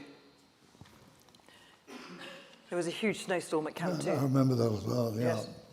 Quite a lot of devastation. And is that when you decided you couldn't mount any more expeditions to try and find a rescue expedition to find Mick? Well, I think it was, there's no way you'd find Mick after this. I mean, you just had to accept the fact that we'd lost him. And it meant, though, that we kind of packed up for leaving the expedition that had been a hugely successful expedition, but with a deep sense of sadness at the loss of Mick. He was such a dear friend. Support Chris on that. I mean, Nick and I were back up at Camp 5 when this storm hit. God forbid Martin and the team up at Camp 6. It was hell at Camp 5. It was really ferocious weather. The sort of weather, Hank Ferper was with us, and between the three of us, and Ronnie Richards, the four of us, we survived a prolonged stream of avalanches coming over the rock band, straight down onto the tents, and it was a nightmare scenario. And we were on the radio with Chris at one time, and we were aware that Martin and Pete and Patemba had to get down, and Chris asked us if we would stay back. Well, we had no choice. We couldn't move down or sideways, and so we stayed back. The boys didn't need any assistance. They were perfectly capable of getting down themselves, but it was a way of reassuring them that we hadn't abandoned them. And so, we were descending the ropes, Nick and I, right at the end, very disappointed the fact that storm had held us back from summiting. And when we got down the face, thinking we were going to relative safety and comfort, we found this devastation at Camp 2. The whole camp was avalanched, and I was just amazed that there were no injuries or fatalities. Absolutely amazed. And I think at that point, Chris had no choice but to actually call the expedition and close it and wind it up. And it was the right decision, made at the right time by the right person. And then you came back to extraordinarily lavish headlines, visit to Buckingham Palace, tea with the Queen, visit to visit to 10 Downing Street. I mean, how did it feel for all of you? What was it like coming back with that sort of sense of drama? Well, I think slightly. I think we were all slightly bemused, weren't we? It was. Yeah, we were on a lecture tour from Barclays, put up by Barclays Bank. So we were travelling around the country doing these talks, which were fun, but absolutely draining because we all drank far too much. And so we did all those and visits to the palace and Downing Street, but it was all a bit surreal. You know, we were younger and far less aware of the politics of the country, as you'd say. And we just carried on like we were young cowboys in the Wild West for a while. Fun times, really good fun times with everybody, and it was a great wind-up to the trip. And then yet there are still reflections. Chris, we're going to talk to you again in a moment, but there's a wonderful reflection by Ang Ferber on the expedition, on the mountain. Aber Everest पनि पहिला जस्तो हिउँ ice छैन सबै भिजेर रोगमा त्यो निस्किन्छ गाह्रो नै हो माथि लुजिङ अब आइस र स्नो सबै गरेपछि डुङ्गा मात्रै निस्किन्छ अनि डुङ्गा पनि खतरा छ लुजिङ रोग छ बलियो छैन डेन्जरै छ अब त्यो उनीहरूको इच्छा हो म त्यसको टुप्पामै पुग्न चाहन्छु भन्ने उनीहरूको धारणा हुन्छ अनि टुप्पामा पुग्छ उनीहरूले चाहिँ विचार गर्छ त्यसले गर्दैन त्यो उनीहरू आफ्नैमा छ भगवान्लाई मान्नुपर्ने हुन्छ आवश्यकता छ I think you would agree with that sentiment, would you not? She was wonderful.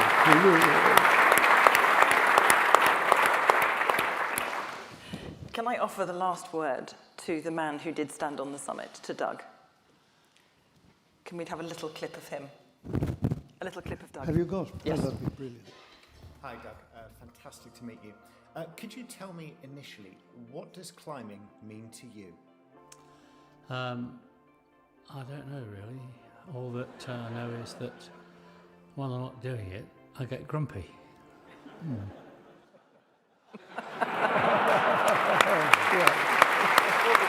Lovely. Brilliant. Absolutely lovely.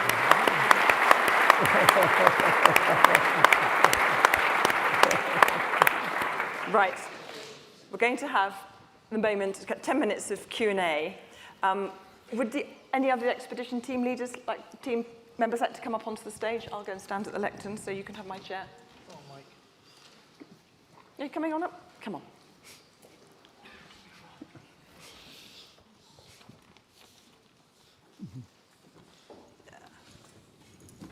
Now we've got roving mics, so many roving mics. We have roving mics, so if anybody has a question, can they put up their hand and you'll be spotted by one of our mic holders.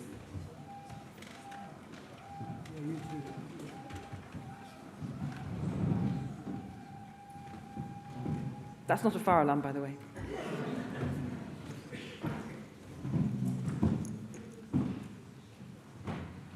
There we go, well done.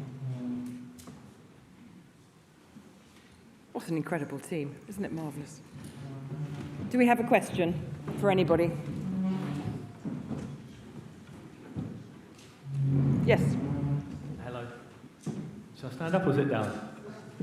So this is a general question to everybody. Seeing those pictures, for me, it looks fantastic, but I just know it doesn't do it justice. What, in layman's terms, or for me to understand, just describe what summiting feels like and what it looks like initially. Well, it's Patemba who's our man, because he was the only person who's here. Oh, Chris, you stood on the summit in '85, didn't you?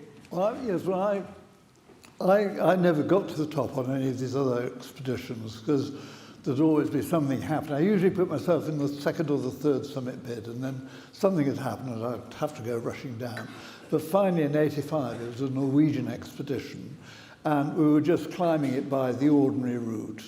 And there were a great crowd, these Norwegians that I was climbing with. And I finally actually did get to the top of Everest. And I was surprised myself. I just, when I got to the top, I just broke down in tears. And it was, I got to the top as well by myself, because the others had been going a bit slower, hadn't acclimatized quite so well. So I got to the top completely by myself. And I think it was getting there by myself, my highest point on earth, and suddenly, for the first time, you had this 360 degrees view around you. But I just couldn't help at that time thinking of the people I'd lost. Doug, Dougal, and so on. So many who were now dead. And so it was a tearful moment. Yeah. But it was still a good one. Yes, questions, gentlemen, back.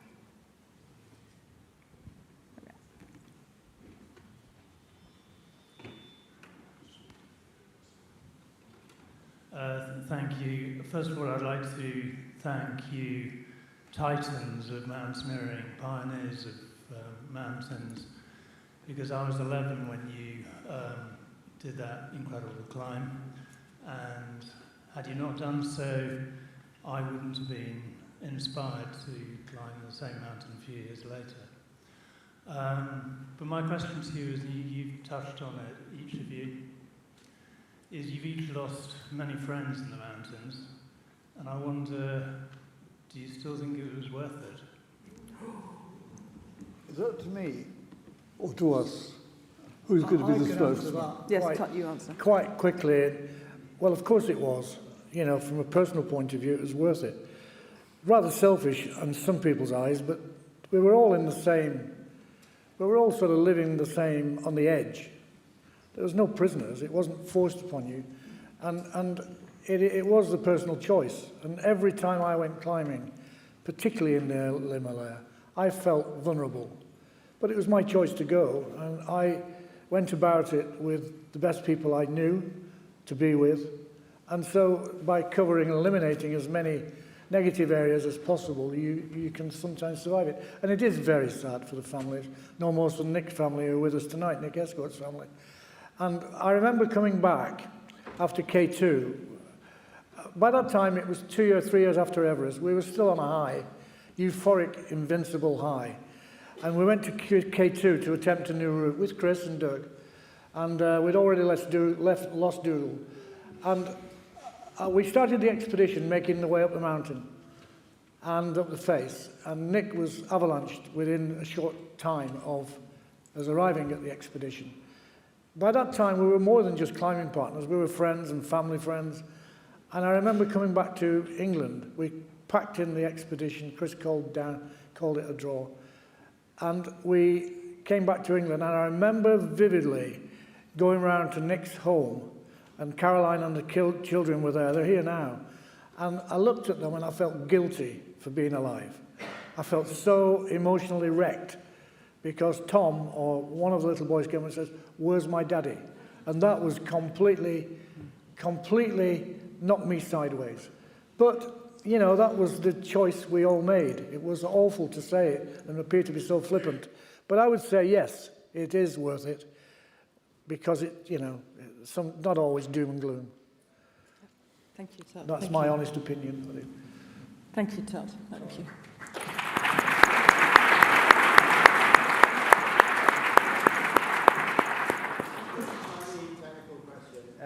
Did you fix through the rock band and or above? Did you fix ropes through the rock band and a bit above it? Yes, we did, yes. Through the rock band to the approximate site of Camp 6.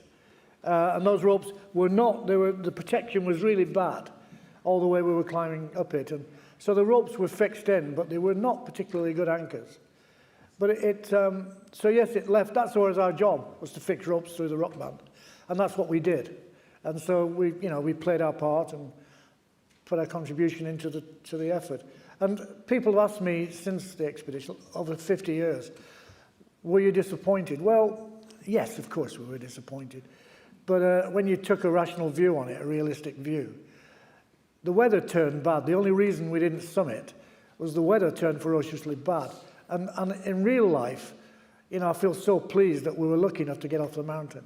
We didn't think that at the time, but we were sort of in a blank. I think that's probably why we never discussed the climb for years. In fact, we never discussed it at all. I think we were left in a sort of a blank vacuum full of euphoric success, and then suddenly back on the brush, you're home. It was sort of, the expedition had finished, all the excitement and everything of being around with a team of great climbers and great people suddenly came to an end. And so I was particularly, these days you would call it depressed, but I was just, no money, no job, and a winter to get through. So, but, we get through and we carry on. And the following spring, I was off to Alaska again.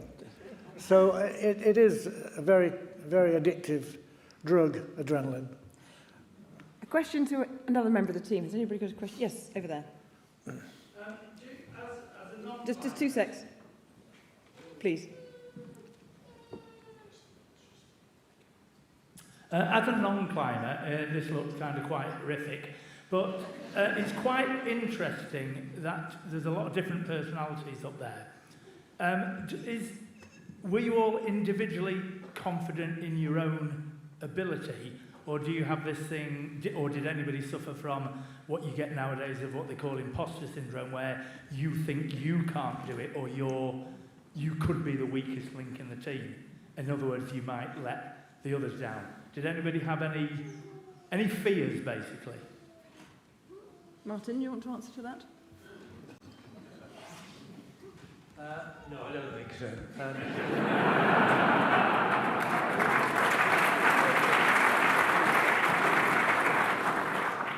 No, I mean, every one of us was a very experienced mountaineer, and we all had utter faith in each other, and that's what makes a team successful. And that it certainly was in that case. Chris, do you want to add to that? Well, I feel exactly what Martin says. I think we were just talking about whether you felt confident, whether each of you individually felt confident in the other climbers. I think, as a leader of that expedition, now I had complete confidence in each individual members of that team. I mean, the strength of the team was we had a group of not just very good climbers, but I think there were thoughtful climbers, they were supportive, and so I never had any doubt at all in that. And there is, though, that sense of grief when you have lost someone like that.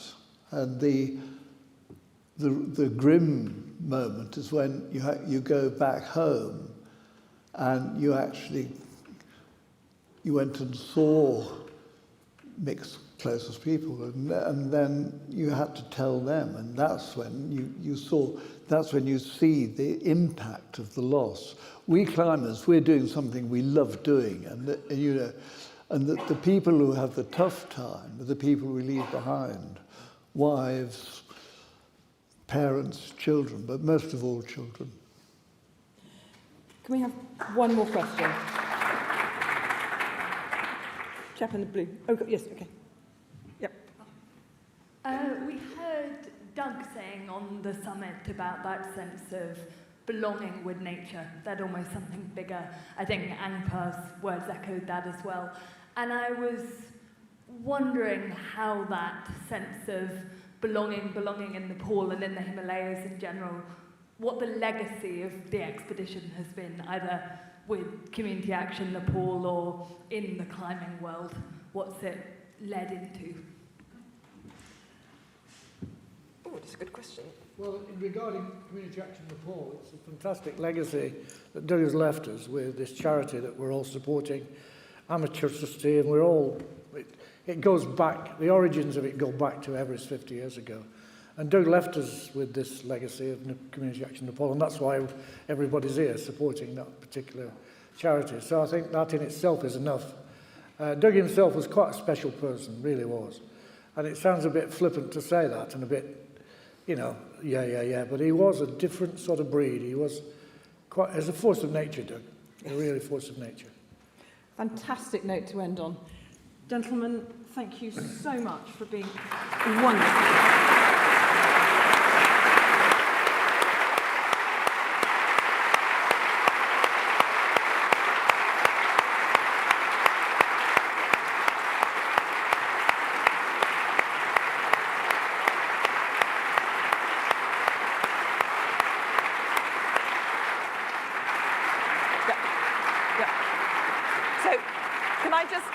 Can I just ask very quickly, Adrian, you want to say something?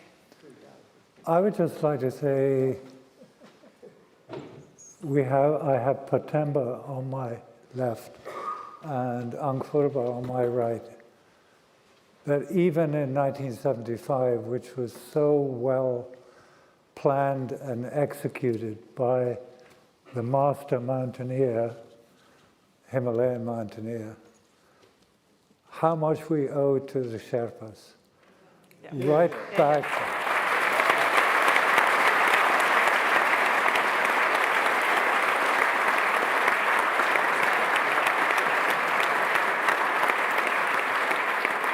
If we go right back to the 1920s, all the way through to the current day, the Sherpas are the ones who are so involved in helping us and other climbers get to the summit.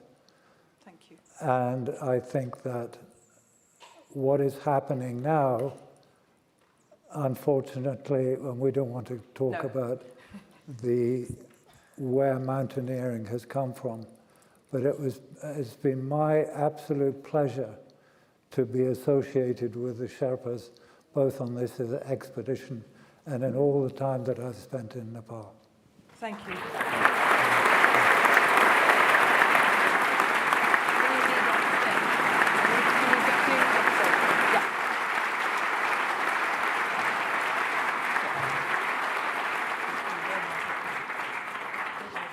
So I'm going to ask Chris to stay on the stage, but everybody else, thank you so much.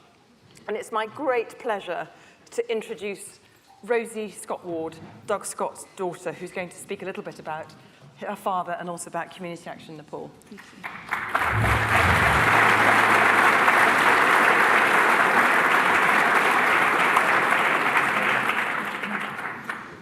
Ladies and gentlemen, as we draw this extraordinary evening to a close, I want to thank each and every one of you for joining us here to mark the 50th anniversary of one of the most daring and iconic achievements in mountaineering history, the summit of Everest Southwest Face by Chris Bonington and his remarkable team, including my father, Doug Scott. As this photo shows, Father integrated his family into many expeditions, and the childhood of a mountaineer's daughter was never dull. From Everest Base Camp at 9 months to Makalu and K2, we had adventures most families could only dream of, and I feel incredibly privileged to have had those experiences. But it wasn't all high-altitude glamour. I'll never forget the time Dad was invited to give a lecture at my primary school. I sat there, proud as anything, waiting for my school friends to hear all about his adventures. And then, up on the giant screen, which was even bigger than this one, he put up in full colour, in front of the whole school, a photo of me, aged 5, stark naked, having a bath at Makalu Base Camp. Why he couldn't have used this lovely one of us at Everest, I'll never understand. That story captures something of him, bold, brilliant, and occasionally mortifying. Though my father is no longer with us, his spirit is very much alive tonight, in the stories we've heard, shared, the memories we've rekindled, and the legacy he and others left not just on the mountain, but in the hearts of the Nepali people he so deeply loved. In reality, the summit of Everest in 1975 was not the end of the story. It was in many ways the beginning of something far more enduring. After that expedition, he made a conscious decision to commit himself to the people of High Asia, those who had supported him and his fellow climbers, often under incredibly challenging conditions. He saw poverty, he saw lack of access to education and healthcare. He, with others like Chris, worked to improve the wages and treatment of porters, those unsung heroes of the Himalayan expeditions. He collaborated with people like Lieutenant Colonel Jimmy Roberts and Mike Cheney, going on to build schools and health posts in remote villages, founding Community Action Nepal, a charity rooted in respect, partnership, and long-term commitment. CAN is more than a charity. It's a lifeline. It builds schools, supports healthcare, and empowers the very people who make Himalayan exploration possible. But don't just take my word for it. Please take a moment with me to see for yourselves. Community Action Nepal is a charity that helps some of the poorest people on the planet. For over 2 decades, it has been working with communities in the most remote regions of Nepal, helping to build schools, health posts, porter rescue shelters, and providing life-changing access to clean water facilities. Access to good healthcare and education in these regions is often impossible. The health posts and schools are either too far away or the journey is simply too perilous. By supporting the construction of schools, health posts, and community buildings in these remote villages, Community Action Nepal is changing the lives of the local people for generations to come. The health posts are stocked with essential equipment, a regular supply of medicines, and full-time qualified nurses and practitioners. As well as delivering medical care to the locals, the nurses also educate people to help them and future generations to live a healthier lifestyle so that they may live a longer and happier life. The schools are designed to ensure that every child can study in a safe, warm, and comfortable environment. The schools are staffed with highly qualified teachers and are provided with essential books and equipment. But CAN's service to these regions goes far beyond health and schooling. What sets them apart from other charities is their dedication to sustainability. Each and every project is specifically designed to utilize and develop the existing skill sets of the local people. This collaboration with the residents promotes a sense of ownership and responsibility, as well as sustaining and developing local skills so that they can eventually become totally independent from foreign aid. There are times, of course, when aid is absolutely essential.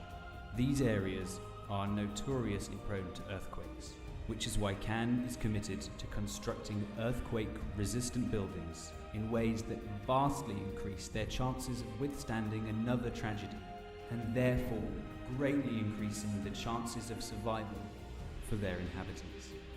With your support, Community Action Nepal can continue to help the most vulnerable people living in the remotest regions of the Himalaya. Your support will not only save lives, but it will change the lives of some of the poorest people in the world for many years to come.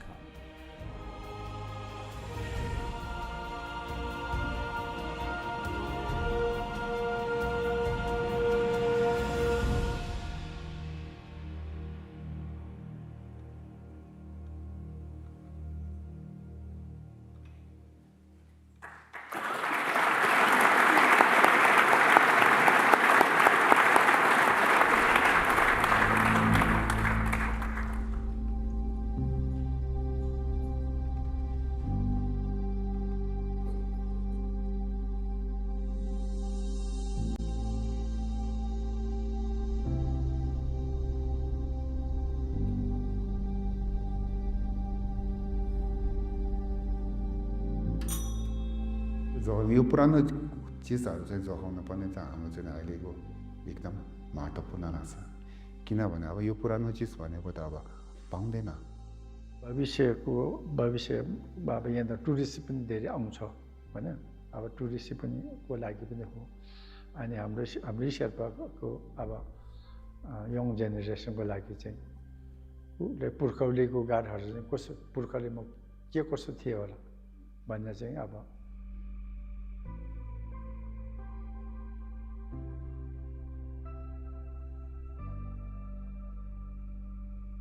भूकम्पपछि त यो त नाजुक थियो पुरै डिमोलिस भएको थियो केही पनि थिएन सबै कलेप्स भएको थियो अनि पछि गाउँलेहरूले हामी सबैले चाहिँ यो भित्रको चाहिँ सामानहरू भ्यालुएबल सामानहरू यो ठङ्का अनि यो स्ट्याचुहरू अनि यो बुक्सहरू सबै हामीले चाहिँ निकालेर अनि सेफली राख्यौँ भगवानकै भएर होला हाम्रो कार्यकालमा चाहिँ कम्युनिटी एक्सन नेपालसँग हामीले एक एमओयू गरेर अनि यो बनाउने काम सुरु गरेको 5 महिनामा हामी कन्टिन्यू बनाएको स्टोरको एभ्री लाइनमा चाहिँ सिमेन्ट हालेको छ यहाँ बाहिर कहीँ पनि सिमेन्ट देखिँदैन तर टोटली सिमेन्ट छ यो वाल त हामीले फुटाउन सक्दैनौँ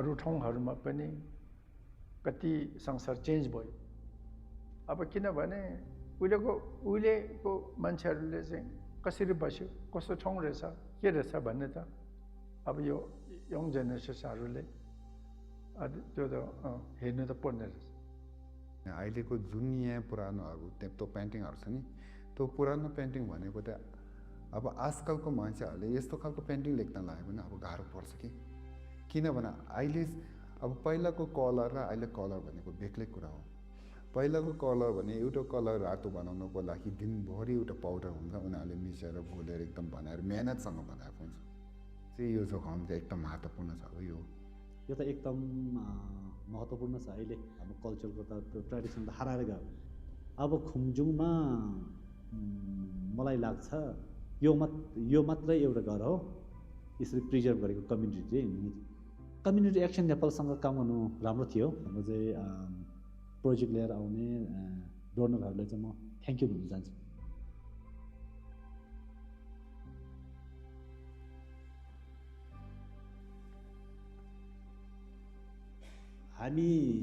हाम्रो अस्तित्व हामी बाँचेको अस्तित्व यो समाजमा हामी रहेको नै विश्वासले हो कल्चरले सबै कुरा सिकाउँछ माया गर्न पनि सिकाउँछ खानु पनि सिकाउँछ बाँच्ने आदर नै कल्चर हो कि जस्तो लाग्छ मलाई चाहिँ नै अब जोगाइकन नयाँ चिज मात्रै खोजेर राख्नु भोलिपछि त्यो बच्चाहरूले नै पुरानो चिजहरूले त्यति महत्त्व भएको थाहा हुँदैन चाहिँ एकदम जोगाउनु मेरो लागि एकदम महत्त्व लाग्छ भगवान्ले त अब यो फुल के यस्तो गेट आउँदा आफू गर्नु लागि के नचाहे पनि हामीले उहाँले जोगाएर उहाँले चाहेर यताउता गरेर भने हामीले काठमा पुण्य कमाउँछौँ भन्ने चाहिँ अर्को जुनीमा चाहिँ हामीले राम्रो हुन्छ भने त्यस्तो कुराहरू यो ज्ञानबाट सिकेर जान्छौँ यो जोगाउनु भनेको धर्म जोगाउनु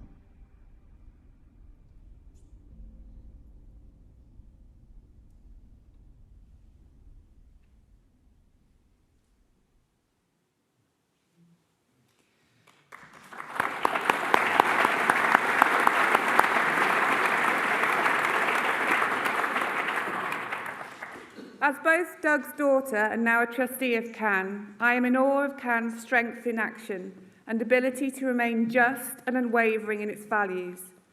It is a charity that does not parachute in with quick fixes, does not bend to political pressures, or fall into the trap of corruption. It works alongside communities to build what's needed: schools, health clinics, safe water systems, and to rebuild when disaster strikes, like after the 2015 earthquake. It's about dignity, empowerment, and solidarity. And tonight we have a chance to further support that legacy. If you've been moved by the stories shared, by the spirit of 1975 expedition, and by the values that Dad lived by, I encourage you to donate to CAN. Every contribution helps the work he began. Work that uplifts lives, strengthens communities, and honours the mountain spirit. By being here tonight, you are now part of CAN's impact, with your ticket fee going directly to CAN. You can donate further via the QR code in the programme, and also by joining us in the incredible online auction, a unique opportunity to be the owner of a piece of history and my father's shoes. Finally, on behalf of the CAN trustees, I want to thank everyone who worked tirelessly to bring this celebration together. Your dedication has made this evening an incredible tribute to inspirational courage, adventure, and thanks to Chris and his Serdar Patemba, an incredible plan. Thank you and good night.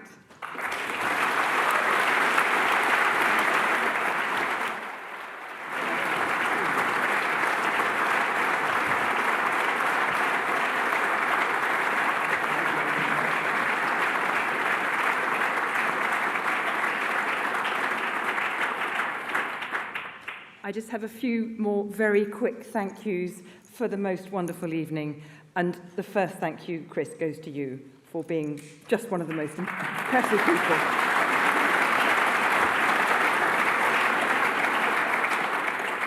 We'd like to thank our sponsors, Berghaus. Thank you to the RGS for hosting us. To the whole team at CAN, a very warm thanks for your support, and particularly to Anna Marchant at Chris's office.